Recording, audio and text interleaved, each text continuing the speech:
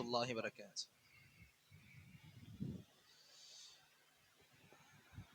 السلام عليكم ورحمة الله وبركاته. الحمد لله على كل حال. بسم الله الرحمن الرحيم. الحمد لله رب العالمين. الصلاة والسلام على رسوله الأمين نبينا محمد بن عبد الله خاتم النبيين والمرسلين وعلى آله وأصحابه أجمعين وعلى من تبعهم بإحسان إلى يوم الدين، وبعد. فأعوذ بالله السميع العليم من الشيطان الرجيم من همزه ونفخه ونفثه. بسم الله الرحمن الرحيم. يا أيها الذين آمنوا اتقوا الله حق تقاته ولا تموتن إلا وأنتم مسلمون. رب اشرح لي صدري ويسر لي أمري واحلل عقدة من لساني يفقه قولي. اللهم زدنا علما وارزقنا فهما. اللهم آمين. எல்லாம் வல்ல அல்லாஹ்வை போற்றியும் புகழ்ந்தும் அவன் ஒருவனையே துதித்தும் ஆரம்பிக்கின்றேன். எனதருமை இஸ்லாமிய சொந்தங்களே, தௌஹீதை பேண விரும்பும் அல்லாஹ்வின் நல்லடியார்களே, அல்லாஹுடைய கிருபையினால் தௌஹீதை நல்ல முறையில் உலமா பெருந்தகைகள் புரிந்து கொண்ட முறையில், அவர்கள் நமக்கு புரிய வைத்த முறையில் புரிந்து கொண்டு மேம்படுத்திக்க வேண்டிய ஆர்வங்கள் நமக்குள் இருக்க வேண்டும். அந்த ஆர்வங்களை இப்படிப்பட்ட இல்முடைய அமர்வுகள் மூலமாக அதிகரித்துக் கொள்ள விரும்பக்கூடிய நமக்கு வல்ல ரஹ்மான் கண்டிப்பாக நிறைய சிறப்புகளை தர இருக்கிறான். அல்லாஹ்வின் மீது நம்பிக்கையை சாட்டி நம்முடைய வாழ்க்கையில் கடைசி வரை தௌஹீதை விடாத மனிதர்களாக இருந்து தௌஹீதை பேணிய மனிதர்களோடு எழுப்பப்படக்கூடிய மகத்தான வாய்ப்பை அல்லாஹ் நம் அனைவருக்கும் வழங்கியுள்வானாக. அல்லாஹும்ம ஆமீன். நம்ம கிதாபு தௌஹீத் ஷைகுல் இஸ்லாம் முஹம்மது இப்னு அப்துல் வஹாப் அலைஹி ரஹ்மா அவர்கள் தொகுத்த அழகான புத்தகங்களில் ஒன்றான கிதாபு தௌஹீதுடைய தொடர் அமர்வுகள்ல இருக்கிறோம். அந்த அடிப்படையில் இன்னைக்கு பார்க்க இருக்கிற இந்த தலைப்பும் இதற்கு போன அமர்வுல பார்த்த தலைப்போடு சற்று இணைந்த தலைப்பாகத்தான் இருக்கும். போன அமர்வுல பார்த்த தலைப்பு ஞாபகம் இருக்காச்சும்? எதை பத்தி போன அமர்வுல பார்த்திருந்தோம்? சும்மா மேலோட்டமா டீட்டெயிலா போகாம. மாஷா அல்லாஹ், அஹ்சன்த், பாரக்கல்லாஹு ஃபீக்கும். நல்லவர்களின் மீது அளவு கடந்த நேசம் கொள்வது ஷிர்க்குக்கான வழியை வகுக்கும் என்பது இப்ப சொல்லப்படக்கூடிய வார்த்தைகள் கிடையாது, வரலாறு ரீதியாக பார்க்கப்பட்ட ஒன்று. இந்த உலகத்தில் ஷிர்க்கு தோன்றியதற்கான மிக முக்கியமான காரணம் நல்லவர்களின் மீது அதிகமான நம்பிக்கை, அதிகமான நேசம், அதிகமான பாசம் கொண்டதன் காரணம்தான். அது தொடர்பான இன்னொரு தலைப்பு இன்ஷா அல்லாஹ் இன்னைக்கு பார்க்க இருக்கிறோம். ஷைகுல் இஸ்லாம் முஹம்மது இப்னு அப்துல் வஹாப் அலைஹி ரஹ்மா நமக்கு தலைப்பாக கொடுப்பாங்க, பாபு மா ஜாஅ மின தக்லீதி ஃபீ மன் அபத அல்லாஹ் இன்த கப்ரி ரஜுலின் சாலிஹின் ஃபகைஃப இதா அபதஹு. இங்க தலைப்பு முதல்ல உள்வாங்கிக்கலாம். சொல்றாங்க, போன வாட்டி பார்த்ததுல அல் குலூ ஃபித்தீன், மார்க்கத்துல நல்லவர்கள் சம்பந்தமாக வரம்பை மீறி போனாங்க மக்கள், அதனாலேயே ஷைத்தான் இலகுவாக சிறுகுறை கொண்டு போய் சேர்த்துட்டான். இன்னைக்கான தலைப்பாக நம்ம சமீப கால மக்களுக்கு, சமகால மக்களுக்கு ரொம்ப தேவையான, ஏன் நமக்கு புரிஞ்சிக்க முந்தைய தலைப்பை விட இந்த தலைப்பு ரொம்ப அவசியமானதாக இருக்கும். ஏன் அப்படின்னா, நமக்கு மத்தியில் வாழக்கூடிய முஸ்லிம்கள் இந்த தவறுகள்ல அதிகமாக நம்மால பார்க்க முடியும். அவங்க சொல்லக்கூடிய வார்த்தைகள், அவங்க புரிஞ்சுக்கிட்டு இருக்கக்கூடிய தவறான புரிதல்கள், அது சம்பந்தமான ஒரு விளக்கம் நமக்கு இன்ஷா அல்லாஹ் இந்த பாடத்தின் கீழ் கிடைக்கும். சொல்றாங்க, அல்லாஹுவை வணங்கக்கூடியவர், அல்லாஹ்வை தான் வணங்குவாங்க, அல்லாஹ்வை வணங்கக்கூடியவர்கள் இந்த கப்ரி ரஜுலின் சாலிஹ், நல்ல அடியாரின் கபரில் இருந்து, நல்ல அடியாரின் கபர் இருக்குல்ல, சாலிஹின் வலிமார்களுடைய கபர் இருக்கு. அந்த கபருக்கு அருகாமையில் இருந்து அல்லாஹ்வையே வணங்கினாலும் அது அல்லாஹ்வை வணங்கியதாக பொதுவாக பார்க்கப்படாது. தலை புரிஞ்சுச்சா? வார்த்தைக்கு வார்த்தை போனா கொஞ்சம் குழம்பும், இலகுவாக சொல்லி முடிச்சுக்கலாம். கபறுகள் ஆண்ட இருந்து வணங்கி, நான் கபரை ஒன்னும் வணங்கல, கபருக்கு ஒன்னும் சஜிதா பண்ணல, அல்லாஹ்வை தான் வணங்குறேன், அல்லாஹ்வுக்கு தான் சுஜூது பண்றேன், இடம் கபர் ஆண்ட இருக்கு. இந்த என் நினைப்புல இருக்கக்கூடிய மக்கள் நல்லபடியாக புரிஞ்சுக்கணும், அவங்க அல்லாஹ்வை முழுமையாக வணங்கியவராக கணக்கிடப்பட மாட்டாங்க. ஒரு கட்டத்துல சிறிய சிறுக்காக பார்க்கப்படும், அது அப்படியே பெரிய சிறுக்காக இலகுவாக மாறிடும். எப்படி சின்ன சிறுக்கு பெரிய சிறுக்குன்னு சொல்றோம், அதுக்கு இலகுவாக புரிஞ்சுக்கிறதுக்கு இதையும் இன்ஷா அல்லாஹ் சொல்ல விரும்புவேன். கபர் இருக்கு, கபறுகள் ஆண்ட இருந்து சஜிதா பண்றாங்க, அந்த கபராண்ட போய் அல்லாஹ் கிட்ட தான் அவங்க துவா கேட்கிறாங்க, அல்லாஹ்வுடைய நியத்துல தான், அல்லாஹ்வுக்கு முன்ன தொழுகிறோன்ற நியத்துல தான் சஜிதாவும் பண்றாங்க. ஆனா இடம் தேர்ந்தெடுத்தாங்க கபறுகளை. இந்த நினைப்பு இருக்குல்ல, அல்லாஹ்வை தான் வணங்குறாங்க கபறுகள் ஆண்ட இருந்து, இது ஷிர்க் அஸ்கர். ஏன் சொல்றோம்? அல்லாஹு ரப்புல் ஆலமீன் நபி நமக்கு தெளிவாக தடுத்த விஷயங்கள்ல ஒண்ணு, கபறுகள் ஆண்ட இருந்து நீங்க சஜிதா பண்ணக்கூடாது, கபறுகளுக்கு சஜிதா பண்ணக்கூடாது. இதனாலதான் கபிரிஸ்தான்கள்ல தொழக்கூடிய தொழுகைக்கு எதுவும் கிடையாது. அப்படியே ஜனாசா தொழுகை ஒருவேளை மிஸ் ஆயிடுச்சு அப்படின்னா கபறுகளாண்ட போய் தொழக்கூடிய அனுமதி இருக்குது. ஆனா இந்த ஜனாசா தொழுகையில கூட நமக்கு ருக்குவும் இருக்காது, சுஜூதும் இருக்காது. நம்ம யாரும் தலைய வணங்கிலாம் நின்று தொழுக மாட்டோம். தலைய வணங்கினா தலையை தரையில படுற மாதிரி தேய்ச்சி சஜிதா பண்ணி ருக்கு மாதிரி முழுமையாக குனிஞ்சு தொழுக மாட்டோம். ஜனாசா தொழுகைக்குன்ற நமக்கு எல்லாருக்கும் தெரியும், அல்ஹம்துலில்லாஹ். ஜனாசா முறை மத்த தொழுகையை விட கொஞ்சம் வித்தியாசமான முறையா இருக்கும், ரொம்ப சீக்கிரமாக முடியக்கூடியதா இருக்கும். அந்த தொழுகையும் மத்த தொழுகையும் பொதுவாக சேம் கிடையாது. அப்படி இருந்ததுனால ருக்கு சுஜூத் இல்லைன்றதுனாலயும் நமக்கு அனுமதிக்கப்பட்ட தொழுகையா இருக்கு. கபிரிஸ்தான்கள்ல, கபர் அடக்கம் பண்ண இடங்கள்ல தொழுகலாம் வெறும் ஜனாசா தொழுகையை மட்டும்தான், வேற எந்த தொழுகையும் தொழ அனுமதி கிடையாது. இன்னைக்கு எங்க ஊர்ல கபிரிஸ்தானுக்குள்ள பள்ளியே இருக்குதுன்னு கேட்டா அது அனுமதிக்கப்பட்டது கிடையாது. மக்கள் கட்டிட்டாங்க, மக்கள் ஐவேரை தொழுகை அதான் ஜமாத்தோட தொழுகிறாங்க, இகாமத் ஜமாத்தோட தொழுகிறாங்க, இமாம் ஜமாத் தொழுகிறாங்க அப்படின்னா தொழுகிறாங்கன்னா அவங்க மேல தப்பு. ஊர் மக்கள் பண்றாங்கன்றதுனால வெளி ஒரு விஷயம் மார்க்கமா ஆயிடாது, நல்லா புரிஞ்சுக்கணும். ஊர் மக்கள் பெரிய பெரிய அசத்துமார்கள் இவங்க எல்லாம் பண்றாங்கன்றதுனால வெளி விஷயங்கள் மார்க்கமா ஆயிடாது. நபி ரொம்ப தெளிவா சொல்லி இருப்பாங்க, இந்த விஷயத்தை மட்டும் கபராண்ட இருந்து நீங்க தொழுகை கூடாது. எந்த அளவுக்கு நபி சொல்லுவாங்க, கபரை நீங்க உறுதியான விஷயங்களை கொண்டு கட்டவும் கூடாது. கல்லு பில்டிங் கட்டுறதெல்லாம் மேல சிமெண்ட் பூசுவாங்க மக்கள். இன்னைக்கு கபர்ஸ்தான்கள்ல பார்க்கும் பொழுது கபறுகள்ல சிமெண்ட் பூசப்பட்டு இருக்கும். ஏன்?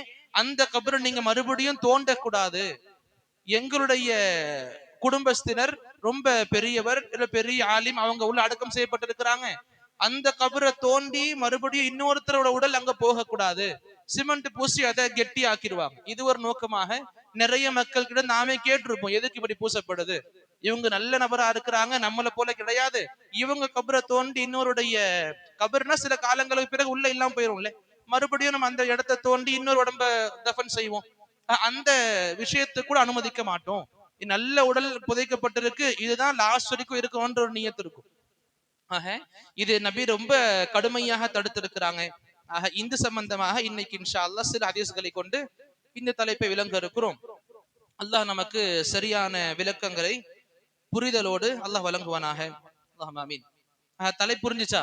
கபர் ஆண்ட இருந்து அல்லாஹ்வையே வணங்கினாலும் அது அல்லாஹ்வை வணங்கியதாக பொதுவாக கருதப்படாது. في الصحيح صحيحان حديثல வரக்கூடிய ஒண்ணு, عن عائشة رضي الله عنها أن أم سلمة رضي الله عنها ذكرت لرسول الله صلى الله عليه وسلم كنيسة رأتها بأرض الحبشة وما فيها من الصور. ஆயிஷா ரதியல்லாஹு அன்ஹா அவங்க அறிவிக்கக்கூடிய செய்தியாக சஹீஹான் ஹதீஸ் நமக்கு வருது. உம்மு சலமா ரதியல்லாஹு அன்ஹா, உம்மு சலமா ரதியல்லாஹு அன்ஹா யாரு ஜி? நபியுடைய மனைவியர்கள்ல, நம்முடைய அன்னையர்கள்ல ஒருத்தவங்க ரதியல்லாஹு அன்ஹா, உம்மஹாத்துல் முஃமினீன்ல இருக்கிறவங்க. அவங்க அறிவிப்பாங்க, நபி அவர்கள் ஸல்லல்லாஹு அலைஹி வஸல்லம் மரண படுக்கையில் இருக்கும் பொழுது, இப்ப இவங்களை பத்தி நம்ம நிறைய விஷயங்கள் பேச முடியும். உம்மு சலமா பத்தி ரலியல்லாஹு அன்ஹா, நிறைய விஷயங்கள் இவங்களை பத்தி சுப்ஹானல்லாஹ். இவங்களுக்கு ஏற்கனவே நிக்காஹ் நடந்திருக்கும் அபு சலமாவோட ரலியல்லாஹு அன்ஹு. அவங்களோடு ஹிஜ்ரத் பயணம் மேற்கொண்டிருப்பாங்க ஹபஷாவுக்கு. ஹபஷா ஹிஜ்ரத் தெரியும் தானே? மதினாவுக்கு முஸ்லிம்கள் பண்ண ஹிஜ்ரத் ஒரு பக்கம், அது இரண்டாவது. இதற்கு முன்னே நபி இல்லாம சஹாபாக்கள் மட்டும் சில நபர்கள் ஹிஜ்ரத் பண்ணி போயிருப்பாங்க ஹபஷாவுக்கு. அந்த ஹபஷாவுடைய பயணத்துல உம்மு சலமாவும் இவங்களுடைய கணவரான அபு சலமாவும் ரெண்டு பேரும் போயிருப்பாங்க. பிறகு அபு சலமாவுடைய வஃபாத் நடந்திருக்கும். பிறகு நம்ம நபி முஹம்மது ஸல்லல்லாஹு அலைஹி அவங்களோட நிக்காஹ் நடந்திருக்கும். அல்ஹம்துலில்லாஹ். அப்ப இவங்க உம்மு சலமா ரலியல்லாஹு அன்ஹா நபியுடைய மவுத் அந்த சமீபத்துல இருக்கும் பொழுது நபி கிட்ட இந்த விஷயத்த கேக்குறாங்க. எதை பத்தி? ஹபஷாவுடைய பயணத்தை இருக்கும் பொழுது ஹபஷாவுடைய மண்ணுல இருக்கக்கூடிய ஒரு சர்ச்சை பத்தி. கனீசத்துன்னா சர்ச், இந்த ஈசாயிகள் வணங்கக்கூடிய கிறிஸ்டியன்ஸ் வணங்கக்கூடிய அந்த வணக்கஸ்தலம், அதை பத்தி கேக்குறாங்க. ஒமா ஃபீஹா மின சுவர், இன்னும் அதுல இருக்கக்கூடிய சில வடிவங்களை பத்தி கேக்குறாங்க. என்ன கேக்குறாங்க? அந்த ஹபஷாவுடைய நாட்டுல இருக்கக்கூடிய அந்த சர்ச்சை பத்தியும் அந்த சர்ச்சில் உள்ள சில வடிவங்களை பத்தியும் கேட்கப்படுது நபி கிட்ட. எப்ப? நபியுடைய மரணத்துவல் இருக்கும் பொழுது. நல்லா கவனிக்கணும். இந்த கபரை வணங்காதீங்கன்ற ஒரு கான்செப்ட் இருக்கும்ல, இது சம்பந்தமாக நமக்கு எத்தனை ஹதீஸ் கேள்விப்படுறோமோ அதுல முக்கால்வாசி ஹதீதுகள் நபி தன்னுடைய மரணத்துல சொல்லி கொடுத்திருப்பாங்க. நபி தன்னுடைய மரண தருவாயில கடைசி மூச்சு வாங்கிட்டு இருக்கும் பொழுது, சுவாசிச்சுட்டு இருக்கும் பொழுது, கடைசி நேரங்கள்ல உலக மக்கள் சொல்லி கொடுத்திருப்பாங்க, நீங்க கபறுகளை வணங்காதீங்க. அந்த அளவுக்கு ரொம்ப முக்கியமான விஷயமாக பார்க்கப்படும். எதுக்கு இங்க நாம மரணத்துக்கு நெருக்கமா இருக்கிற சமயங்கள்ல சொல்லப்படக்கூடிய செய்திகளுக்கு முக்கியத்துவம் கொடுக்கிறோம் அப்படின்னா, நார்மலான ஒரு மனிதன் அவன் சும்மா இருக்கும் பொழுது பேசுற பேச்சுகளை விட அவனுக்கு முடியாம இருக்கும் பொழுது அவன் பேசுற பேச்சுகளுக்கு பலம் அதிகமா இருக்கும். உண்மையை வெளிப்படுத்துவான். இப்ப நபி இதுக்குன்னு மத்த நேரங்கள்ல போய் சொல்றாங்கன்னு சொல்ல வரல, நான் பொதுவாக மனிதனுடைய இயல்புகளை சொல்றேன். வெளியே பேசும் பொழுது நார்மலா இருப்போம். நமக்கு உடம்பு முடியல, கொஞ்சம் பெரிய அடிபட்டுருச்சு, இனி எழுந்து நிக்க முடியாத நிலைமை ஆக போகுதுன்னா அப்ப உண்மைகள் வெளியே வரும். நமக்கு நிறைய விஷயங்கள், முக்கியமான விஷயங்கள் மக்கள் கிட்ட பகிர விரும்புவோம். நமக்கே எப்படின்னா, நபியாச்சு அவங்களுக்கு தெரியும் இதுக்கப்புறம் நம்முடைய நிலைமை சீராகாதுன்னு தெரியும். அந்த நேரத்துல எது உம்மத்துக்கு ரொம்ப முக்கியமோ, கியாம நாள் வரை வரவிருக்கக்கூடிய முஸ்லிம் சமூகத்திற்கு எது ரொம்ப முக்கியமோ அதை பத்தி நபி அடிக்கடி அடிக்கடி அடிக்கடி சொல்லி கொடுத்துட்டு இருப்பாங்க. அதுல ஒண்ணு இது கேட்கப்படுது, ஒரு சர்ச்சை பத்தி, அதுல இருக்கக்கூடிய சில வடிவங்களை பத்தி. நபி அதுக்கு பதில் சொல்லியிருப்பாங்க, உலாஇக், அந்த வடிவங்கள்லாம் இருக்குல்ல, அது என்னது? இதா மாத ஃபீஹிம் அர்ரஜுலு ஸாலிஹ் அவில் அப்து ஸாலிஹ், அந்த மனிதர்களில் நல்ல அடியார்கள், நல்ல மனிதர்கள் இறந்து போனா. ஹதீசுகளை கவனிக்கணும். சுப்ஹானல்லாஹ். அர் ரஜுலு ஸாலிஹ் அவ் அல் அப்து ஸாலிஹ், நமக்கு ஹதீசுகளை தொகுத்து கொடுத்த ஆலிம்கள், முஹத்திஸ்கள் எந்த அளவுக்கு ஹதீஸுடைய வார்த்தையின் மீது கவனம் கொண்டிருக்கிறாங்கன்றதுக்கு இப்படிப்பட்ட ஹதீசுகள் நமக்கு ரொம்ப அழகான ஆதாரமா இருக்கும். இங்க அர் ரஜுலு ஸாலிஹ், நல்ல மனிதர், அல் அப்து ஸாலிஹ், நல்ல அடியார், ரெண்டுத்துல வித்தியாசம் இருக்கா? ஏதாச்சும் நல்ல மனிதர்ன்றதுக்கும் நல்ல அடியார்ன்றதுக்கும் வித்தியாசம் இருக்கா? சொல்லும் போது எல்லாம் சேமா இருக்குல்ல. ஆனா நபி கிட்ட இருந்து என்ன வார்த்தை வந்துச்சுன்றது கொஞ்சம் குழம்புதுன்றதுனால ரெண்டையும் மென்ஷன் பண்ணிருப்பாங்க, நல்ல அடியார் அல்லது நல்ல மனிதர். அப்ப ரெண்டுத்துக்கும் இது சொல்லிட்டு ஒண்ணு சொன்னாலும் பிரச்சனை இருந்திருக்காது, வார்த்தை எந்த மாற்றம் இல்லை, அர்த்தங்கள் எந்த ஒரு திணிப்பு இருந்திருக்காது. ஆனா இருந்துமே ஹதீத்துகள் நபி கிட்ட இருந்து எவ்வாறு கேட்கப்பட்டுச்சோ அதே போல மக்களுக்கு கொடுக்கணும்ன்ற இந்த முயற்சிகள்ல நம்முடைய முஹத்திஸ்கள் ரொம்ப பெரிய கஷ்டங்கள், கவனங்கள் கொண்டு இருப்பாங்க. ஆக எந்த ஆலிம்களையும் ஈஸியாக தப்பா பேசக்கூடிய சமூகம் இன்னைக்கு பார்க்க முடியுது இல்ல. அப்ப அந்த நபர்களுடைய பேச்சுகளுக்கு நாம விழுந்துடக்கூடாது. ஆலிம்களுக்கு அவங்களுக்கான கண்ணியங்கள் கண்டிப்பாக கொடுத்தாக நம்முடைய மார்க்கத்துல மிக சிறந்த பண்புகள் ஒண்ணு. அல்ஹம்துலில்லாஹ். ஆலிம்கள் இல்லாம இன்னைக்கு நானும் நீங்களும் முஸ்லிம்கள் கிடையாது, சிறந்த முஸ்லிமாக ஆகவும் முடியாது. இங்க சொல்லி கொடுக்கப்படுது, அந்த மனிதர்களில் நல்ல நபர் அல்லது நல்ல அடியான் இறந்து விட்டால் பனவ் அலா கபரிஹி மஸ்ஜிதா, அவருடைய கபரின் மீது அவருடைய கபரை மஸ்ஜித் ஆக்குவாங்க. மஸ்ஜித் ஆக்குவாங்கன்னு என்ன அர்த்தம் சொல்லுங்க பாப்போம். தர்கா மாதிரி கட்டிடங்கள் எழுப்பிதானே. ஆனா நல்லா கவனிக்கணும், மஸ்ஜித்ன்ற வார்த்தைக்கு செவறுகளை தூக்கி கற்களை வச்சு ஒரு பில்டிங்காக நிப்பாட்டினாதான் மஸ்ஜித்னு கிடையாது. மஸ்ஜிதுக்கு பொதுவான அர்த்தமே சஜிதா பண்ணக்கூடிய இடம். என்ன அர்த்தம்? சஜிதா பண்ணக்கூடிய இடத்துக்கு சொல்லுவாங்க மஸ்ஜித். இங்க அந்த நல்ல நபர் இறந்துட்டாங்க அப்படின்னா அந்த நபருடைய கபரின் மீது மஸ்ஜிதை உண்டாக்குவாங்க. என்ன அர்த்தம்? அதை சஜிதா பண்ணக்கூடிய இடமாக மாத்துவாங்க. ரெண்டு அர்த்தமும் உள்ளடங்க. ஒண்ணு, மக்கள் அந்த இடத்துக்கு சஜிதா பண்ணிருவாங்க. நிறைய மக்கள் சஜிதா பண்றதை பார்த்து பார்த்து பார்த்து அதை ஒரு கட்டிடமாக மக்கள் எழுப்பிடுவாங்க. நடக்குது இல்ல? நிறைய தர்காக்களுடைய ஆரம்ப கால வரலாறு பார்க்கும் பொழுது எதுவுமே இல்லாம இருந்திருக்கும். ஏதோ நடந்திருக்கும். மக்கள் அதுக்கு நிறைய முக்கியத்துவம் கொடுத்திருப்பாங்க. சரி, நல்லா இருக்கு ஐடியா. அது அப்படியே பெருசா வளர்த்து விட்ட மக்கள் நிறைய பேரு நான் பார்க்க முடியும். இங்க புரிஞ்சுக்கணும், மஸ்ஜித்னா ரெண்டு அர்த்தம். ஒண்ணு, கட்டிடங்கள் எழுப்பி அல்லாஹ் வணங்குறதுக்காக மட்டுமே கட்டப்பட்ட இடமா ஒண்ணு இருக்கும். இன்னொன்னு, சஜிதா பண்ணக்கூடிய இடத்திற்கு மஸ்ஜித்ன்ற பெயர் இருக்கு. அல்ஹம்துலில்லாஹ். அப்ப இங்க சொல்லப்படுது, அந்த நல்ல அடியார் இறந்த பிறகு அவருடைய கபரை மஸ்ஜிதாக ஆக்கிடுவாங்க. வஸவ்வரு ஃபீஹி தில்க சுவர், அவரை போல அடையாளங்களை உருவாக்கிடுவாங்க. என்ன பார்த்தோம்? அந்த வத்து, சுவா, யகூத், யஊக், நஸ்ர், நூஹ் அலைஹிஸ்ஸலாமுடைய காலத்துல நடந்த ஷிர்க்குகளை பத்தி போன வாரம் பார்த்தோம்ல. அதே விஷயங்கள் தான். அவங்களை எப்படி ஷைத்தான் உருவப்படங்களாக கொண்டு வந்தானோ அதே போல இங்கேயும் நல்ல அடியாக இறந்த பிறகு அவங்களுடைய கபறுகளை மஸ்ஜிதா ஆக்கிடுவாங்க. பிறகு அந்த இடத்துல அவர்கள் நினைவுபடுத்தக்கூடிய சிலையை ஒண்ணு வச்சிருவாங்க. உலாஇக ஷிராருல் ஹல்கி இன்தல்லாஹ், இந்த மனிதர்கள் தான் அல்லாஹுடைய படைப்புகள்லயே, மனித படைப்புகள்லயே ரொம்ப மோசமான படைப்பு. அதாவது ரொம்ப மோசமான மனிதர்கள், கெட்ட மனிதர்கள். யாரு சொல்றா? நபி சொல்றாங்க. அல்லாஹ் கிட்ட இருக்கிறதுலயே கெட்ட மனிதர்கள் யாரு அப்படின்னா, இப்படிப்பட்ட நல்ல அடியார்கள் இறந்த பிறகு அவர்களையே அல்லாஹ்வுக்கு ஷரீக் செய்யறது, அல்லாஹ்வுக்கு ஷிர்க் செய்யறதுக்காக பயன்படுத்துறது. இது ஃபஹாஉலாஇ ஜமஉ பைனல் ஃபித்னத்தைன், ஃபித்னத்துல் குபூர் ஃபித்னத்து தமாதீல். இதுல என்ன ரெண்டு விஷயங்கள் இங்க? ஃபித்னாக்கள், குழப்பங்கள் ரெண்டாக வரும். நார்மலா வணங்கப்படுறது இந்த கபரை தான். ஆனா அதன் மூலமாக வெளிவரக்கூடிய ஃபித்னாக்கள் ரெண்டு.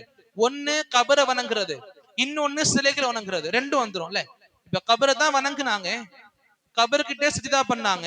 அப்ப கபரை வணங்கக்கூடிய அந்த ஒரு தப்பு பாவம் நடந்துருச்சா? அது ஒரு பாவம் தான். இது அங்கேயே கட்டிடமாக கட்டி அங்க சிலையை நிப்பாட்டி அந்த கல்லுக்கு வணக்கங்கள் செய்யும் பொழுது ஒரு பக்கம் கபர் வணங்கக்கூடிய பாவங்களும் இருக்கு, மறுபக்கம் அந்த சிலைகளை வணங்குற பாவங்கள் இருக்கு. செயல் ஒண்ணுதான், தண்டனைகள் கொடுக்கப்பட்ட விதங்கள் நிறைய நமக்கு வந்துரும். ஆக இதனாலேயே சொல்லப்படுது, கபறுகளை வணங்கக்கூடாது. நல்ல அடியார்கள் இறந்து போனா அவங்களுக்காக துவாக்கள் நம்ம செய்யலாம். யா அல்லாஹ், இவங்களை போல ஈமான் எங்களுக்கு கொடு, இவங்களை விட சிறந்த ஈமானை வலிமையை கொடு. அல்லாஹ் இப்படி கேட்கலாமே தவிர அவங்க கிட்ட போய் நின்று நம்ம கேட்க கூடாது. அவங்களை முன்னோக்கி அவங்களை எதிர்பார்த்து நாம எதுவுமே பண்ணக்கூடாது. அந்த இடத்துல இருந்து நாம அல்லாஹ்வுக்கே சஜிதா பண்றேன்னு சொன்னாலும் அது நபி தடுத்த காரியங்கள் வருதா இல்லையா? நபி சொல்லி இருக்காங்க, கபறுகளாண்ட நீங்க தொழுகவே கூடாது, அது ஹராமான ஒண்ணு. நான் கபராண்ட போய் நான் கபருல இருக்கிற அந்த மனிதனுக்கு நான் சஜிதா பண்ணல, அல்லாஹ் கிட்ட தான் பண்றேன். அப்ப என்ன பண்ணீங்க நீங்க? ஹராம தானே பண்ணீங்க. சொல்றது புரியுதா? நபி சொன்னாங்க, இந்த விஷயத்த நல்லா உள்வாங்கிக்கணும். ஏன்னா இன்னைக்கு நம்ம ஊர் மக்கள் நிறைய இதுல மாட்டிக்கிட்டு இருக்கிறாங்க, புரிஞ்சிக்க மாட்டுறாங்க. கேள்விகள் கேட்டா புரிஞ்சிக்க வைக்க நம்மால முடிய மாட்டேங்குது. என்ன அர்த்தம்? நபி வெளிப்படையாக தடுத்திருக்காங்க கபறுகளை வணங்குறதுக்கு. இந்த ஹதீஸ் நமக்கு ஆதாரமா இருக்குது. இன்னும் வரக்கூடிய ஹதீஸ்கள் ஆதாரம் அமையும் இன்ஷா அல்லாஹ். ஆக கபறுகளை வணங்குறது ஹராம், கபராண்ட போய் சஜிதா பண்றது ஹராம்.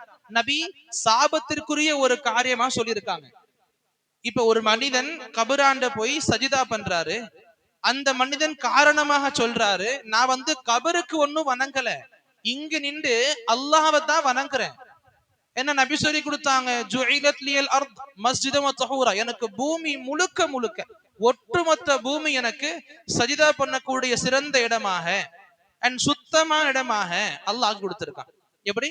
உலகம் முழுவதுமே சஜிதா பண்ணக்கூடிய இடமாகவும் தூய்மையான இடமாகவும் அல்லாஹ் எனக்கு ஆக்கி கொடுத்திருக்கான். ஆக கபறுகளும் அது அடங்கும் தானே பூமியில. அங்க வந்து அல்லாஹ் தான் வணங்குறேன், அல்லாஹ் தான் வணங்குறீங்க. ஆனா நபி தடுத்திருக்காங்க, இந்த இடங்கள்ல வணங்க கூடாது. அப்ப ஹராமான காரியங்களை செய்றீங்க. நபி தடுத்த காரியங்களை செஞ்சு அல்லாஹ் கிட்ட நன்மையையும் கூலியும் எதிர்பார்க்க முடியுமா? கிடையாது. அப்ப ஹராமான காரியம் ஒண்ணு.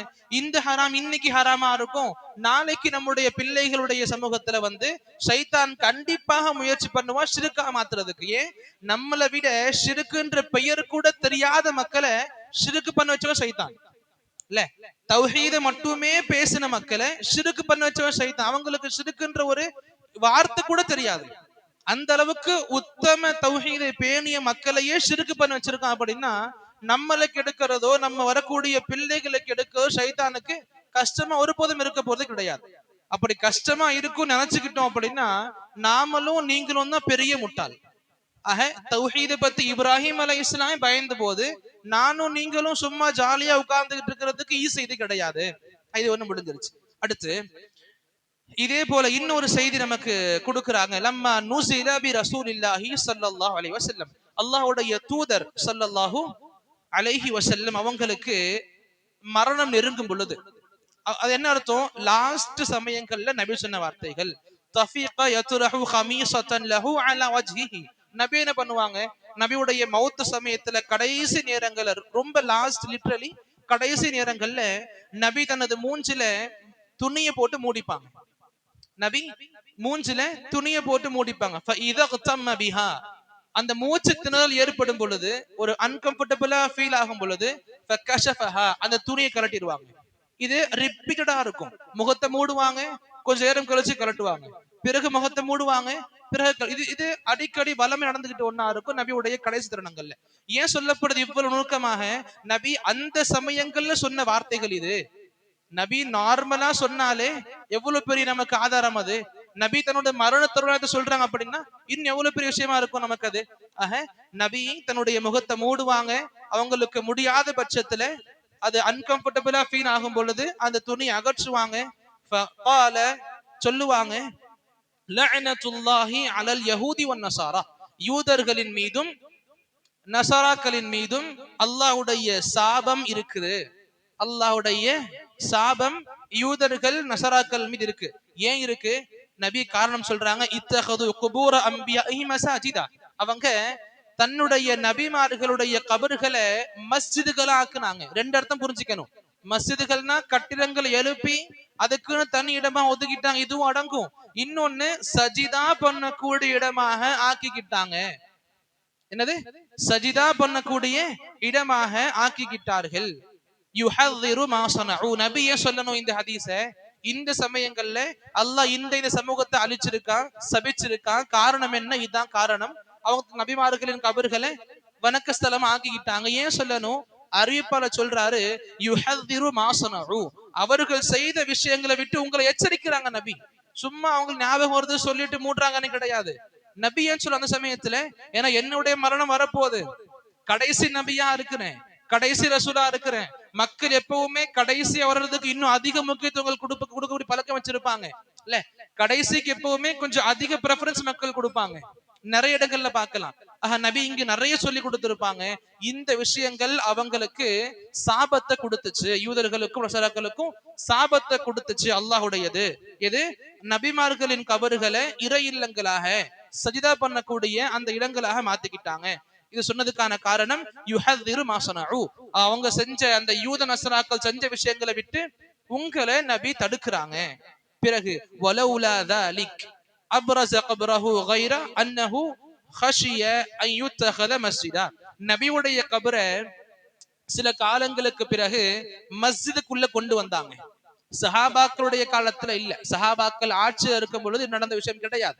பிறகு நபியுடைய கபர் இருக்குல்ல, நபியுடைய ரூம் இருக்கும், அன்னை ஆயிஷாவுடைய ரூம் இருக்கும் ரலியல்லாஹு அன்ஹா, அவங்களுடைய ரூம்ல தான் நபியுடைய கபர் இருக்கும், அபூபக்கர் இருக்கும், உமர் இருக்கும் ரலியல்லாஹு அன்ஹுமா. இப்ப நபியுடைய கபரை அங்கிருந்து எடுத்து பகீல் அடக்கம் பண்ணலான்ற ஒரு எண்ணம் வந்துச்சு. அங்கிருந்து எடுத்து பகீ கபரிஸ்தான்ல, மதீனாவுடைய பிரபலமான கபரிஸ்தான்ல அடக்கம் பண்ணலான்ற எண்ணம் வந்துச்சு. அதுக்கு காரணம் சொல்றாங்க, வலவுலா ذلك, மக்கள் இந்த நபியுடைய கபரை வணக்கஸ்தலமா ஆக்கிப்பாங்கன்ற பயம் இருந்துச்சு. ஆகவேதான் நாங்க நபியின் கபர் தொடக்கூட கிடையாது, நபியுடைய கபர் அங்கிருந்து எடுக்கவும் கிடையாது. இங்க இன்னொரு சந்தேகம் நமக்கு வரலாம். நபிமார்கள் எங்கு இறந்தாங்களோ அங்கேயே அடக்கம் பண்ண வேண்டிய சட்டம் ஒண்ணு இருக்குது. எப்படி நபியுடைய கபர் எடுத்திருப்பாங்க? இதுக்கு விளக்கங்கள் உலமாக்கள் மத்தியில் ரெண்டா கொடுக்கப்பட்டுச்சு. ஒண்ணு அவங்க இறந்த இடத்திலேயே அடக்கம் பண்றது, இன்னொன்னு அவங்க இறந்த இடத்தின் பகுதியில் அடக்கம் பண்றது. இப்ப இங்க இறந்திருக்காங்களா, இங்கே இல்ல கொஞ்சம் தள்ளி, ரொம்ப தூரம் கொண்டு போகாம கொஞ்சம் தள்ளி அந்த சுற்று வட்டாரத்தை அடக்கம் பண்றது, அது விளக்கமாக கொடுக்கப்படுது. இதுல எந்த ஒரு கிளாஷும் எந்த ஒரு முரணும் கிடையாதுன்றதை புரிஞ்சுக்கணும். ஆக நபியுடைய கபர் அங்கிருந்து எடுக்கப்படாதது காரணம் என்ன? மக்கள் இதையும் வணங்கக்கூடிய இடமாக மாத்திக்க கூடாதுன்றதுக்காக. சரி, இப்ப இதுவும் ஒரு எக்ஸ்ட்ரா கொஸ்டினாக வரும். மஸ்ஜிதுகளுக்குள்ள கபர்கள் கூடாது தானே? மஸ்ஜிதுகள்ல கபர்கள் கூடாது, ஏன்னா கபர்கள் இருக்கிற இடங்கள்ல தொழுக கூடாது. அப்ப நபியுடைய பள்ளியில நபியுடைய கபருக்கு, அபூபக்கருடைய கபருக்கு, உமருடைய கபருக்கு மட்டும் என்ன ஒரு விதிவிலக்கா? எதுக்கு அவங்க கபர் மட்டும் மஸ்ஜிதுல இருக்குது அப்படின்னு கேட்டா, அதுக்கு ஒரு தெளிவான விஷயங்களை புரிஞ்சுக்கணும். கபறுகள் முதல்ல இருந்து, எப்படி கபறுகள் முதல்ல இருந்து அதற்கு மேல பள்ளி கட்டப்பட்டுச்சுன்னா, அது எத்தனை நூற்றாண்டுகளை கடந்தாலும் சரி அந்த பள்ளியை இடிக்கணும், கபரை எடுக்கணும், பிறகு நீங்க அங்க பள்ளி கட்டலாம். இல்லையா வேறு இடங்கள்ல பள்ளிக்காக எடுத்துக்கலாம். கபறுகளுக்கு மேல பள்ளிகள் கட்டப்பட்டுச்சுன்னா அந்த பள்ளியை தொழுவதும் கூடாது. அந்த தொழுகை நமக்கு நன்மைகளும் தெரியாது, தராது. நமக்கு தெரிஞ்சுக்கிட்டே தொழுறோம் அப்படின்னா என்ன சட்டம் சொல்லப்படுது? அந்த பள்ளியை தரமட்டம் ஆக்கணும், வேறு இடங்கள்ல கட்டணும். அந்த இடத்துல நீங்க பள்ளி கட்ட போறீங்களா, அங்க இருக்கிற அடக்கம் செய்யப்பட்ட கபறுகளை எடுத்து வேறு இடத்துல மாத்தி அந்த பள்ளியை நீங்க உருவாக்கணும். அந்த இடத்துல என்ன இருக்குது, அந்த இருக்குதா இல்லையா, இத்தனை ஆண்டுகள் போச்சு, அந்த உடம்பு மண்ணோட மண்ணா இருக்கும், இதெல்லாம் சும்மா, இதெல்லாம் நம்மள சமாளிக்கிறதுக்கு ஆறுதல் படுத்த சைத்தான் கொண்ட வார்த்தைகள். சொன்ன முயற்சிகளை பண்ணணும், முயற்சிகளுக்கு பண்ணி அமல்களை முழுமை பண்ண அல்லாஹ் நம்ம கண்டிப்பா கூலிய கொடுப்பான். இது ஒண்ணு. எப்ப கபறுகள் முதல்ல இருந்து மஸ்ஜிதுகள் மேல இருந்தா சரி, மஸ்ஜித் தான் முதல்ல கட்டப்பட்டுச்சு, பிறகு கபர் இன்க்ளூட் ஆயிருக்கு அப்படின்னா அந்த பள்ளி பத்தி நமக்கு சட்டங்கள் வெவ்வேறா இருக்குது. அந்த பள்ளியில தொழுறது பிரச்சனை கிடையாது. எப்படி பள்ளி முதல்ல கட்டப்பட்டு பிறகு அதுல கபர் கொண்டு வரப்படுதுன்னா அது முந்தைய சொல்லப்பட்ட பள்ளிகளோடு கம்பேர் பண்ண முடியாது. முதல்ல கபர் இருந்து கபருக்கு மேல பள்ளி கட்டப்பட்ட அங்க தொழுகை கூடாது. பள்ளி கட்டப்பட்ட பிறகு சில காலங்களுக்கு பிறகு ஏதோ ஒரு மூலையில கபர்ஸ்தான் இருக்குப்பானா அந்த பள்ளியில தொழுகிறதுல பிரச்சனை இல்லை. இது ஒண்ணு. நபியுடைய கபரை இன்னைக்கும் கூட பார்க்கும் பொழுது அந்த தொழுகை இடத்திற்கும் அந்த கபருக்கும் மத்தியில நிறைய வேறுபாடுகள் இருக்கும். அங்க தொழுதா கபருக்கு முன்ன தொழுதோன்ற ஒரு எண்ணம் வராத அளவுக்கு அங்க ரெடி பண்ணிருப்பாங்க. இன்னைக்கு கூட போட்டோல பார்க்கும்போது தெரியும், நேர்ல போனவங்க இன்னும் நல்ல அனுபவம் இருக்கும் இன்ஷா அல்லாஹ். அப்ப இங்க நபியுடைய கபருக்கு மட்டும் விதிவிலக்குன்னு கிடையாது. அந்த கபறுகள் இன்னைக்கும் அந்த அறை நபியின் அறையாகவே தான் காண்பிக்கப்படும், பள்ளியாக காண்பிக்கப்படாது. இன்னைக்கு போனாலுமே நபியுடைய கபர் இல்ல, நபியுடைய கபர் நபியுடைய வீடாகத்தான் காண்பிக்கப்படுமே தவிர தனி பள்ளியின் பகுதியாக காண்பிக்கப்படாது. அந்த பள்ளியுடைய கட்டுமானம் கூட அந்த அடிப்படையில இருக்கும். ஆக புரிஞ்சுக்க, நபியுடைய கபர் இதுல நமக்கு கன்ஃபியூஷனை கொடுக்கக்கூடிய, குழப்பங்களை கொடுக்கக்கூடிய ஒண்ணு கிடையாது. சரி, இப்ப இந்த ஹதீஸை புரிஞ்சுக்கிட்ட பிறகு அடுத்த ஹதீஸாக இன்னும் ஹதீஸும் இருக்கு, அதையும் புரிஞ்சுப்போம் இன்ஷா அல்லாஹ். முஸ்லிம் பின் ஜுந்துப் அப்துல்லா சஹாபி அவங்க அறிவிக்கிறாங்க, சமிஅத்து நபி, நபி அவர்களை சொல்ல நான் கேட்டிருக்கேன். நான் மறுபடியும் சொல்லுவேன், எந்த ஹதீஸுடைய ஆரம்பத்துல நான் கேட்டிருக்கேன், நான் மனப்பாடம் பண்ணிருக்கேன், நபி எனக்கு சொல்லி கொடுத்திருக்காங்க, நான் கேள்வி கேட்டேன், இந்த மாதிரி யாரு தன்னையே ஹதீஸ்ல நுழைவச்சுக்கிறாங்களோ அந்த ஹதீஸுக்கு தரம் அதிகம். இப்ப நார்மலா நபி சொன்னாங்க இந்த செய்தி, இது ஹதீஸ் இருக்கு, இதுவும் சஹீஹாத சஹீதான். ஆனா நான் நபி கிட்ட கேட்டு நபி எனக்கு சொன்னாங்க, நபி சொல்ற வார்த்தைகள் என் காதுபட கேட்டிருக்கேன் அப்படின்னா அந்த செய்திகளுக்கு இன்னும் தரம் அதிகம். ஏன்னா சஹாபி அவங்களே அந்த ஹதீஸ்ல சம்பவத்துல இன்க்ளூட் ஆயிருக்காங்கன்றதுனால என்ன சொல்றாங்க, கபுல ஐ யமூத பி ஹம்ஸின், நல்லா கவனிக்கணும், நபி மௌத்தாகிறதுக்கு சரியாக 5 நாட்கள் முன்னாடி, நபி மௌத்தாகிறதுக்கு சரியாக 5 நாள்களுக்கு முன்னாடி நபி சொல்லிக்கிட்டு இருந்தாங்க, இன்னி அப்ரஉ இலல்லாஹி அன் யகூன லீ மின்கும் கலீல், நான் உங்கள யாரையாவது இல்ல உங்கள எந்த ஒருவரையாவது என்னுடைய நெருங்கிய நண்பனாக ஆக்கிக்கிறத விட்டு நான் விலகிக்கிறேன். சொல்றாங்க, உங்கள யாரையும் நான் நெருங்கிய நண்பனாக ஹலீலாக நான் ஆக்கிக்கல, அப்படி ஆகுறத விட்டு நான் விலகிக்கிறேன். இப்ப இங்க எதுவும் புரிஞ்சுக்கலாம், ஹலீல் என்ற வார்த்தை இருக்குல்ல, நார்மலான நண்பருக்கு அரபிக்ல சதீக்னு சொல்லுவாங்க பொதுவாக. ஹலீல்ன்றது ரொம்ப நெருங்கிய நண்பர், அதுதான் அந்த நட்புடைய உச்சகட்ட நேசமா இருக்கும். அதை தாண்டிய நட்புக்கான நேசம் எங்கேயும் பார்க்க முடியாது. எதுல? ஹலீல். ஆனா இன்னைக்கு நம்ம நபியை அடையாளப்படுத்தக்கூடிய வார்த்தைகள்ல ஹபீப்ன்ற வார்த்தை இருக்கு தெரியுமா? யா ஹபீப் அல்லான்னு சொல்லுவாங்க. இப்ப ஹபீப்ன்ற வார்த்தையை இன்னைக்கு மக்கள் ஹலீல்ன்ற வார்த்தையோட மேல கொண்டு போயிட்டாங்க. ஏன்னா நாம ஹலீல்ன்ற வார்த்தை கேள்விப்பட்டதை விட ஹபீப்னு கேள்விப்பட்ட அதிகமா இருக்கும்ல. நபியை பத்தி புகழும் பொழுதும் சரி, நபியை பத்தி பேசும் போதும் சரி, எது அதிகமா கேட்டிருப்போம்? ஹலீல்ன்டா இல்ல ஹபீப்ன்டா? ஹபீபு தான் அதிகமாக கேள்விப்பட்டிருப்போம். இன்னைக்கு ஹபீப்ன்ற வார்த்தையை ஹலீலை விட மேல கொண்டு போயிருக்காங்க. நான் பார்க்கும் பொழுது ஹபீப்ன்றது பொதுவாக நான் உங்க மேல வைக்கிற நேசம், நீங்க என் மேல கொள்ற நேசம், இது எல்லாத்துக்கும் ஹபீப்னு சொல்லுவாங்க. எக்ஸாம்பிளுக்கு அல் ஹுப்பு ஃபில்லா, அல்லாஹ்வுக்காக நேசிக்கிறேன். நான் ஏன் உங்களை நேசிக்கிறேன்? அல்லாஹ்வுக்காக நேசிக்கிறேன். நீங்க என்ன நேசிக்கிறீங்க? அல்லாஹ்வுக்காக நேசிக்க. இது நேசம் இருக்குல்ல, இது பொதுவாக நேசம். இது ஹபீப் ஹுப்ல வந்துரும். நார்மலா சொல்லும்போது அன உஹிப்புக கஸீரான்வாங்க. உஹிப்புக ஃபில்லா, உஹிப்புக கஸீர், நான் உங்களை நேசிக்கிறேன். நார்மலான நேசத்திற்கு ஹபீப்ன்ற வார்த்தை இருக்கு. ஆனா நபிக்கும் அல்லாஹ்வுக்கும் உடனான சம்பந்தம் இருக்குல்ல, அது ஹபீப் கிடையாது, ஹலீலாக. நல்லா புரிஞ்சுக்கணும். ஹபீப் வேற, ஹலீல் வேற. ஹபீப்ன்றது நார்மலாக வைக்கப்படக்கூடிய நேசங்கள் பாசங்கள் சொல்லப்படும். ஹலீல்ன்றது கொஞ்சம் மேல, கொஞ்சமா ரொம்ப மேல, நட்புடைய உச்சத்துக்கு ஹலீல் சொல்லப்படும். இதனாலேயே இப்ராஹிம் அலைஹிஸ்ஸலாமுக்கு அல்லாஹ் கொடுத்திருப்பா ஹலீலுல்லான்ற பட்டத்தை இல்ல. இப்ராஹிம் அலைஹிஸ்ஸலாம் அல்லாஹ்வுடைய நெருங்கிய நண்பராக இருப்பாங்க. அதுக்குதான் பெயர் ஹலீலுல்லாஹ், அல்லாஹ்வுடைய நெருங்கிய நண்பராக இருப்பாங்க. சரி, ஹதீஸ் நமக்கு வருது, நான் உங்கள எந்த ஒருவரையும் எனது நெருங்கிய தோழனாக ஆக்குறதை விட்டு நான் விலகிக்கிறேன். நான் யாரையும் உங்கள நெருங்கிய நண்பராக ஏத்துக்கல. ஃபஇன்னல்லாஹ், எதுக்கு ஏன் ஏத்துக்கல? ஏன் நபி நான் நெருங்கிய நண்பரை அமைக்கலன்னா நபி காரணம் சொல்றாங்க. ஃபஇன்னல்லாஹ கத் இத்தகதனி ஹலீலா, அல்லாஹ் தஆலா என்ன அவனுடைய நெருங்கிய நண்பரை ஆக்கிட்டான். எப்படி? என்ன அல்லாஹ் ரப்புல் ஆலமீன் அவனுடைய ஹலீலாக, அவனுடைய நெருங்கி நண்பனாக அல்லாஹ் என்ன ஆக்கிக்கிட்டான். கமா இத்தகத இப்ராஹீம ஹலீலா, எவ்வாறு அல்லாஹ் ரப்புல் ஆலமீன் நபி இப்ராஹீம, எப்படி நபி இப்ராஹீம தன்னுடைய நெருங்கி நண்பனாக ஹலீலாக ஆக்கிக்கிட்டானோ, அதே போல அல்லாஹ் என்ன அவனுடைய நெருங்கி நண்பனாக ஆக்கிக்கிட்டான். அல்லாஹ் என்ன நெருங்கி நண்பனாக தேர்ந்தெடுக்கும் போது நான் அவனை தேர்ந்தெடுக்காம உங்களை தேர்ந்தெடுத்த பெரிய பாவம் அது. ஆகனா உங்கள யாரையுமே என்னுடைய நெருங்கி நண்பனாக தேர்ந்தெடுக்கிறத விட்டு விலகிக்கிறேன் நான். காரணம் புரியுதா?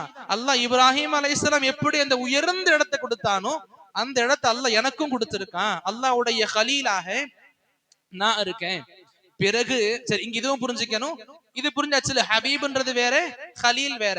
ஹபீப் எல்லாரும் கொள்ளக்கூடிய நேசமா இருக்கும், ஹலீல் நட்புடைய உச்சமா இருக்கும். அது அல்லாஹ்வுக்கும் இந்த மனிதர்களுக்கும் இருக்கிற ஒரு பந்தம்.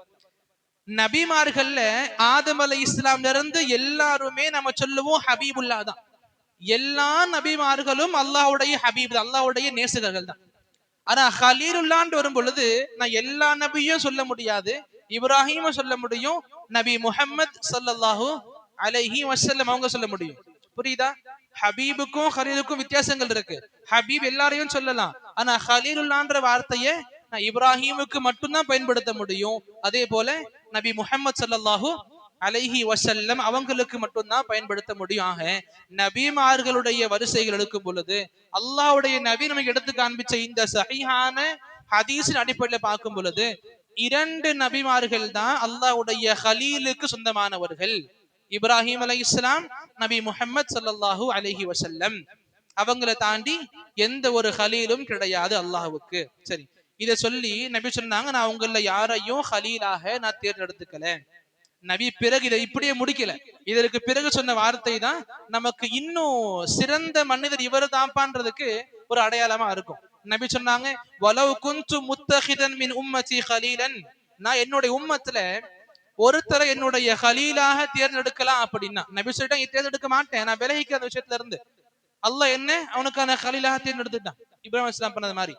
நான் இந்த உலகத்துல எந்த ஒருவரையாவது என்னுடைய ஹலீலாக தேர்ந்தெடுக்கலாம் அப்படின்னா, இன்கேஸ் அப்படி இல்ல, சப்போஸ் அப்படி எனக்கு இருக்கு வாய்ப்பு இருந்துச்சு அப்படின்னா, லத்தகஸ்து அபூபக்கரின் ஹலீலா, நான் யார அபூபக்கர் ரலியல்லாஹு அன்ஹு அவங்கள ஹலீலாக தேர்ந்தெடுப்பேன். அப்ப நபி கொடுத்த எந்த அளவுக்கு இடம் உங்களுக்கு.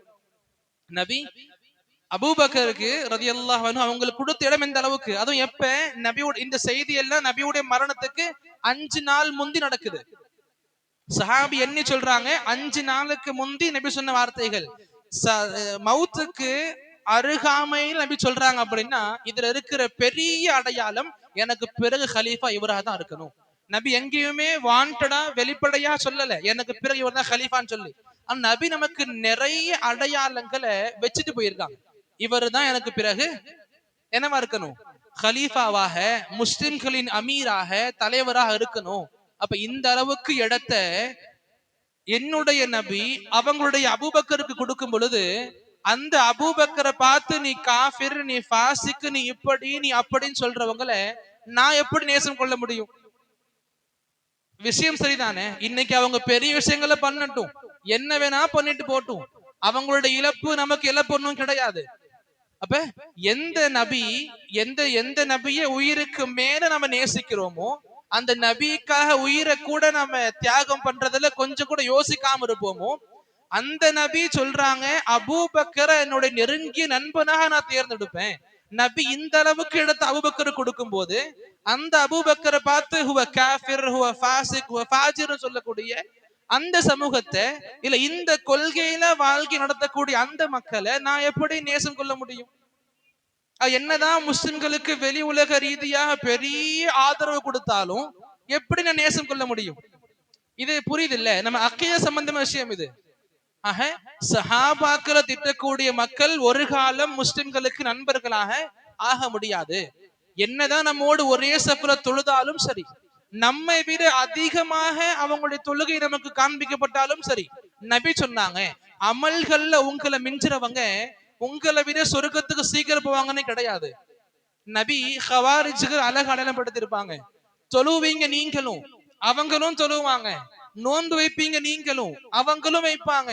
அவங்க தொழுகையை பார்த்து நீங்க பொறாமப்படுவீங்க, அவங்க நோன்புகளை பார்த்து நீங்க ஏங்குவீங்க, அவங்க அமல்களை பார்த்து நீங்க கண்ணீர் எடுப்பீங்க, சிந்துவீங்க. ஏன் என்னுடைய அமல் இப்படி இல்லாம போச்சே. ஆனா கவலைப்பட வேணாம், எப்படி ஒரு அம்பு வேகமாக வெளியேறுமோ அதே போல இஸ்லாமிய கூட்டத்தை விட்டு வெளியேறுவாங்க. அவங்க அமல்கள்ல முந்தி இருப்பாங்க, அவங்கள பார்த்து நம்ம பொறாமப்படக்கூடிய அளவுக்கு அமல்கள் இருக்கும். ஆனா இஸ்லாத்தை விட்டு அதே போல வெளியேறுவாங்க. ஆக அமல்கள் நம்மோடு சேர்ந்திருந்தாலும் சரி, நம்மோடு சிறந்த முறையில பேசினாலும் சரி, நம்மோடு சிறந்த மக்களுக்கு மத்தியில காட்சியளிக்கப்பட்டாலும் சரி, இந்த கொள்கையில வாழக்கூடிய மனிதர்கள் நமக்கு ஒருபோதும் நண்பர்களோ நேசம் கொள்ளக்கூடிய தகுதி வாய்ந்தவர்களோ அறவே கிடையாதுன்னு புரிஞ்சுக்கணும். ஆக சஹாபாக்களை திட்டக்கூடிய சமூகம் நமக்கு ஒரு காலம் நண்பர்களாக ஆக முடியாது. சரி, இங்க நபி சொன்னாங்க அபூபக்கருடைய சிறப்பு இது மௌத்துக்கு கொஞ்சம் முன்னே. இதையும் அடிப்படையாக கொண்டு உமர் போன்ற பெரிய பெரிய சஹாபாக்கள் என்ன பண்ணாங்க, அபூபக்கரை தான் ஹலீஃபாவாக தேர்ந்தெடுக்கிறாங்க.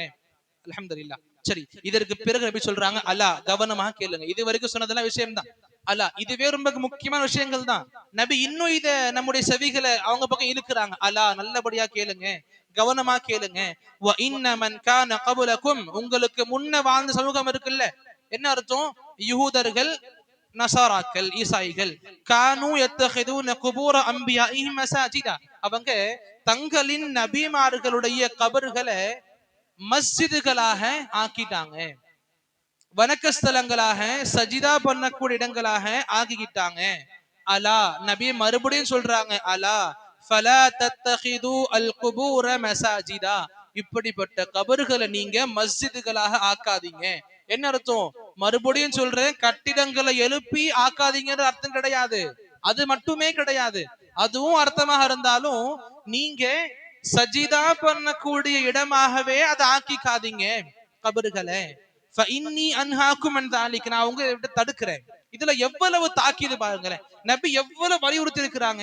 நபி சொன்னாங்க இதற்கு முன்னுள்ள சமூகம் அழிஞ்சதுக்கான காரணமே அவங்க கபறுகள், நபியுடைய கபறுகளை வணக்கஸ்தலம் ஆக்கின. இது நம்ம போதுமானதானே? நபி இது சொன்னது போதுமானதானே? நபி நிப்பாட்டலையே. நபி பிறகு வலியுறுத்தி இருக்கிறாங்க, நம்முடைய இந்த விஷயத்தை இன்னும் வலுப்படுத்தி இருக்கிறாங்க. ஃபலா தத்தஹிது அல் குபூர மசாஜிதா, நீங்களும் கபறுகளை வணங்கக்கூடிய இடமாக மாத்தாதீங்க. இதுவும் போதுமானதா இருந்திருக்கும். நபி இன்னும் இதை வலுப்படுத்துறாங்க, நான் அதை விட்டு உங்களை தடுக்கிறேன். ஆக கபறுகளை வணங்குறது நபி தன்னுடைய வாழ்க்கை முழுக்க போதித்த விஷயமா இருந்தாலும் கடைசி தருணங்கள்ல நிறைய முறை மக்களுக்கு சொல்லி கொடுத்த விஷயங்கள்ல ஒண்ணு, கபரை வணங்காதீங்க, கபருக்கு சஜிதா பண்ணாதீங்க, கபருக்கு நீங்க போயிடாதீங்க, இந்த தப்பா எண்ணங்கள்ல இதை புரிஞ்சுக்கணும். கபறுகள் நமக்கு இதற்கான இடமாக அறவே கிடையாது. சரி, இது சொன்னதுக்கான காரணம் என்ன?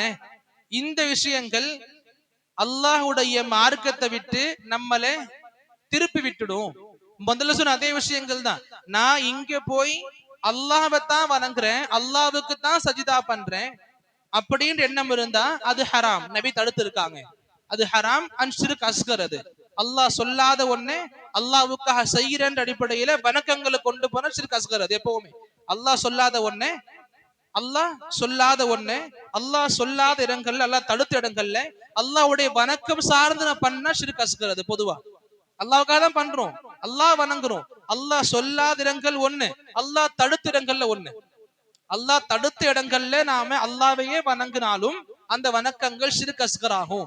இல்ல நான் இந்த கபருடைய மகிமையில இந்த கபருக்கே சஜிதா பண்றேன்னு சொன்னா அது நம்மள நிரந்தர நரகவாசி ஆக்குற நஅூது பில்லாஹ் ஷிர்க் அக்பராக பார்க்கப்படும். இப்படி ரெண்டு விஷயங்கள் உள்ளடங்கி இருக்கும். இதனால் நபி நமக்கு நிறைய சொல்லி கொடுத்திருக்காங்க. சரி, கடைசியாக பார்க்கிற ஹதீஸ் ஒன்னு பார்த்து முடிச்சுக்கலாம் இன்ஷா அல்லாஹ். வலி அஹ்மத், இமாம் அஹ்மத் அலைஹி ரஹ்மத் தனது புத்தகத்துல சஹீஹான சனது ரீதியாக இத இந்த ஹதீஸ் குறிப்பிட்டிருப்பாங்க. ஹதீஸ் சஹீஹானதும் கூட. அபு ஹாத்திம் அலைஹி ரஹ்மா தன்னுடைய சஹீஹான புத்தகத்துல கொண்டு வந்திருப்பாங்க.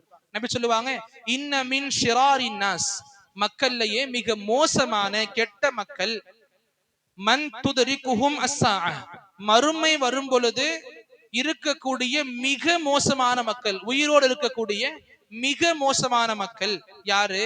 அல்லதீன யத்தகிதுனல் குபூர மசாஜிதா, கபறுகளை வணக்க ஸ்தலங்களாக ஆக்கி கொண்டவர்கள் தான் மறுமை அடையும் பொழுது இருக்கக்கூடிய மிக மோசமான சமூகம் அல்லாஹ்விடத்துல. இது புரியுதா? கபறுகளை வணங்கக்கூடிய மக்கள் அல்லாஹ்விடத்துல மிகவும் மோசமான கெட்ட மக்களாக இருப்பாங்க மறுமை அடையக்கூடிய சமயத்துல. சரி, இப்ப இதுல இதையும் நம்ம புரிஞ்சுக்கணும். மறுமை அடையும் பொழுது அப்படின்னு என்ன அர்த்தம்? நபி சொல்லி கொடுத்தாங்க, ஒரு பக்கம்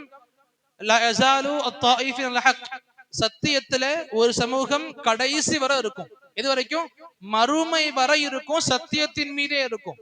அப்ப இந்த ஹதீஸ் என்ன சொல்லுது? மறுமை அடையும் பொழுது இப்படிப்பட்ட மக்கள் இருப்பாங்க, அவங்க மீது இந்த மறுமை அடையும், அவங்க கெட்ட மக்களா இருப்பாங்க. அப்ப அந்த ஹதீஸுக்கும் இந்த ஹதீஸுக்கும் முரண் இருக்கான்னு கேட்டா அப்படி கிடையாது. நபி சொன்ன வார்த்தை இலகுவா புரிஞ்சுக்கலாம். நபி என்ன சொன்னாங்க? என்னுடைய சமூகத்தில் ஒரு கூட்டம் கடைசி வரை ஹக்குல இருக்கும், அந்த சமூகம் முடிஞ்சிருச்சா கியாமத் வந்துரும். அந்த சமூகம் முடிஞ்சிருச்சு, இருக்கிற மக்கள் கெட்ட மக்களா இருக்கிறாங்க, கியாமத் வந்துருச்சு. புரியுதா? இந்த ஹதீஸ்ல எந்த ஒரு முரணும் கிடையாது. ஹதீஸ்கள்ல முரண் பொதுவாக இருக்கவே இருக்கு. இதெல்லாம் ஏன் சொல்ல வேண்டிய நிலை வந்துருச்சு?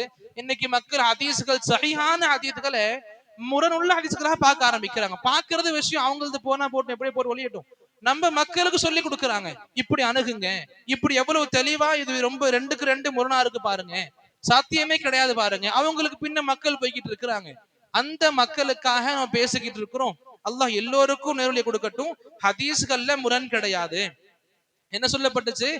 அல்லாஹ்வுடைய ஹக்குல இருக்கக்கூடிய மக்கள் கடைசி வரை இருப்பாங்க, அந்த மக்கள் இல்லாம போனா கியாமத் வந்துரும். நபி இதற்கு இன்னும் நமக்கு அழகா சொல்லி கொடுப்பாங்க. இதே விஷயத்தை புரிஞ்சுக்கிறதுக்கு, அல்லாஹ்வுடைய மறுமை வரும் எப்ப? அல்லாஹ் அல்லாஹ் அல்லாஹ்ன்ற மக்கள் கூட இருக்க மாட்டாங்க.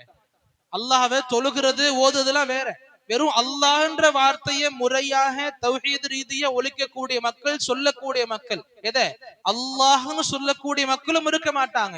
அப்ப அல்லாஹ் கியாமத் இறக்குவான். என்ன அர்த்தம்? கியாமத்துடைய அடையாளம் ரீதியாக நபியே சொல்லி கொடுத்தாங்க. கியாமத் அல்லாஹ் அனுப்பும் பொழுது கியாமத்துடைய பெரிய அடையாளங்கள்ல ஒண்ணு, முஃமின்களை அல்லாஹ் தஆலா ஒரே நேரத்துல மௌத்து கொடுத்துரும். முஃமின்களுக்கு கொடுமையான மௌத்து இல்ல, அழகான மௌத்து கொடுப்பான். நபி அழகா சொல்லுவாங்க, மென்மையான காத்து ஒண்ணு வீச ஆரம்பிக்கும். முஃமின்கள் எந்த மூலையில எந்த ரூமுக்குள்ள உட்கார்ந்து தொழுதுகிட்டு இருந்தாலும் சரி, எங்க இருந்தாலும் சரி, அவங்கள மட்டுமே அந்த காத்து தீண்டும். அந்த காத்து அவங்கள மட்டுமே படும், அவங்க மீது மட்டும் படும். அந்த காத்து பட்ட உடனே அவங்க அப்படியே இறந்து போவாங்க. அவங்க அல்லாஹ் கிட்ட அப்படியே போவாங்க, இறந்துருவாங்க. என்ன அர்த்தம்? அந்த முஸ்லிம்கள் இல்லாம ஆயிருவாங்க. அப்ப இருக்கிற முஸ்லிம்கள் அவங்க பெயர் சோகால்டு முஸ்லிம்ஸ் தானே, அவங்க வெறும் பெயர் ரீதியா முஸ்லிம்கள், செய்யற செயல் எதுவுமே முஸ்லிம்கள் கிடையாது. உண்மையான முஸ்லிம்களுக்கு அல்லாஹ் அந்த கியாமத்துக்கு முன்னே அழைச்சிப்பான். இதனாலேயே நம்ம நிம்மதியா இருக்கலாம். கியாமத்து நிகழும் பொழுது, சூர் ஊதும் பொழுது முவஹிதுகள் இருக்க மாட்டாங்க. முதல் சூர் கேட்டு சூருடைய சத்தம் தாங்க முடியாம ஒட்டுமொத்த மக்கள் சிதறி கிடப்பாங்க, இறந்து கிடப்பாங்க. சத்தம் தாங்க முடியாம இறந்து கிடப்பாங்க. அந்த சமயத்துல அல்லாஹ் முவஹிதுகளுக்கு பாக்கியம் கொடுக்க மாட்டான். பாக்கியம்னா இந்த வலியக்கான பாக்கியத்தை கொடுக்க மாட்டான். அவங்களுக்கு மென்மையான காத்து வரும், அந்த மென்மையான காத்து பட்டு அப்படியே இறந்து விழுவாங்க, அப்படியே அவங்க வஃபாத் ஆயிருவாங்க. இதெல்லாம் என்ன நமக்கு அடையாளமா இருக்குது? முஃமின்களுக்கு அல்லாஹ் தஆலா அழகான முடிவை கொடுப்பான். இந்த அழகான முடிவு தான் மறுசூர் ஊதப்பட்ட உடனே அழகான ஆரம்பத்துக்கு அடிக்கோடு கொடுக்கும். புரிஞ்சுக்கணும். இது நபி நமக்கு முரணாக சொல்லப்பட்ட செய்திகள் கிடையாது. நபி வளமையாக நமக்கு சொல்லிக் கொடுத்த செய்திகள் வரும். முஃமின்கள் இருப்பாங்க, அவங்க இறந்துருவாங்க.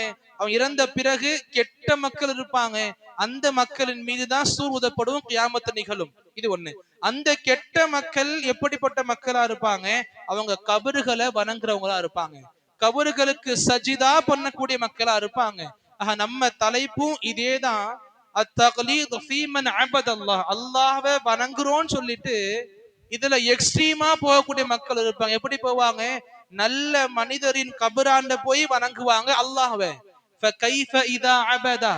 இந்த நல்ல அடியார்களின் கபராண்ட போய் அல்லாஹ் வணங்குறேன்னு சொன்னா எப்படி வணங்குறீங்க அல்லாஹ்வை? நீங்க அல்லாஹ் வணங்குற முறையாது. கேள்வி தலை புரிஞ்சுச்சா நமக்கு கேள்வியோடு? அல்ஹம்துலில்லாஹ். புரிஞ்சுக்கணும். கபறுகளை வணங்குறது இன்னைக்கு முஸ்லிம்களுக்கு மத்தியில பார்க்கப்படுகின்ற, பரவலாக பார்க்கப்படுகின்ற ஒன்னா இருக்குது. ஏன் தர்காக்களுக்கு போகாத மக்கள் கூட கபர் வணக்கங்களை வார்த்தை ரீதியாக வெளிப்படுத்தக்கூடிய மக்களா இருக்கிறாங்க. ஏதாவது பெரிய ஆபத்து வந்தா யா கௌஸ்ன்னு சொல்றது என்ன, இந்த பாபா பெயர் சொல்றது என்ன, இந்த பீருடைய பெயர் சொல்றது என்ன, இந்த தர்காக்கள் இருக்கிற வலிமார்கள் பெயர் சொல்றது என்ன, இந்த விஷயங்கள் அவங்களுக்கு இருக்குன்னா அது ஷிர்கான காரியங்கள். அவங்களுக்கு சொல்லி கொடுக்கணும். ஷிர்கான காரியங்கள் அவங்க பண்றாங்க, இதுக்காக அவங்கள முஷ்ரிக்குன்னு சொல்லக்கூடாது. நம்முடைய மன்ஹஜ் யாரையும் காஃபிர் ஆக்குங்க முஷ்ரிக் ஆக்குங்கன்றது கிடையாது. அவங்க பண்ற காரியங்கள் ஷிர்கானதாகவே இருக்கட்டும், அவங்கள முஷ்ரிக்கா நம்ம ஆக்க மாட்டோம், முஷ்ரிக்குன்னு சொல்ல மாட்டோம். ஏன்னா அவங்களுக்கு எந்த நிலைமையில சொல்றாங்கன்னு நம்ம தெரிஞ்சுக்கணும்ல.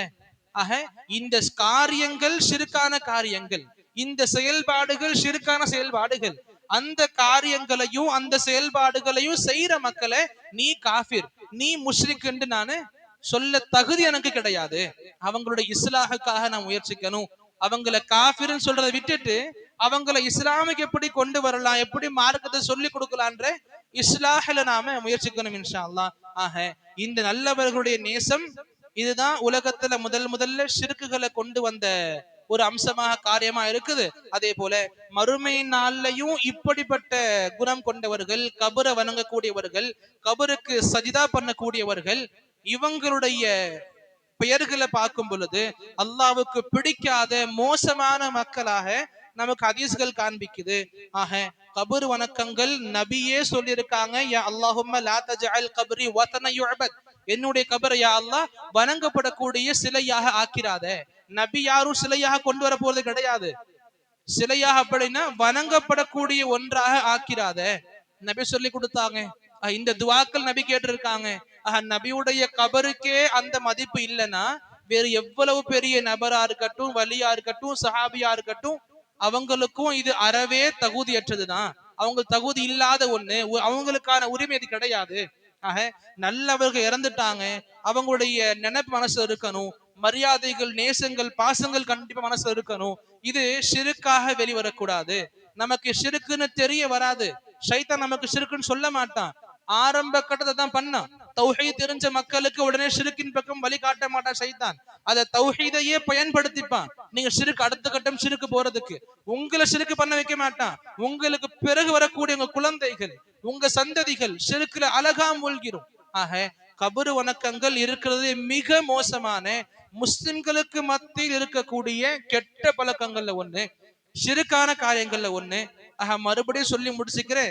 யாரையும் பார்த்து முஷ்ரிக்கு காஃபிர்னு சொல்ல மாட்டோம், அந்த செய்யற செயல்கள் தப்புன்னு சுட்டி காட்டுவோம். அந்த மக்கள் இன்னைக்கு புரிஞ்சுக்கலையா? புரிஞ்சுக்கிற வரைக்கும் சொல்லி காட்டுவோம். இந்த உடம்புல உயிர் இருக்கிற வரைக்கும் சொல்லிக்கிட்டே இருப்போம். இதற்காக வேண்டி அல்லாஹ் படைச்சிருக்கா நம்மள. இந்த விஷயங்களுக்காகத்தான் ஹைரு உம்மத்தாக இருக்கிறோம் நாம, அல்ஹம்துலில்லாஹ். ஆக கடைசி வரை தௌஹீதை பேரக்கூடிய மக்களாக, கடைசி வரை தௌஹீதை பறைசாற்றக்கூடிய மக்களாக, கடைசி வரை தௌஹீதை போதிக்கக்கூடிய மக்களாக அல்லாஹ் நம் அனைவரையும் ஆக்கிருள்வானாக.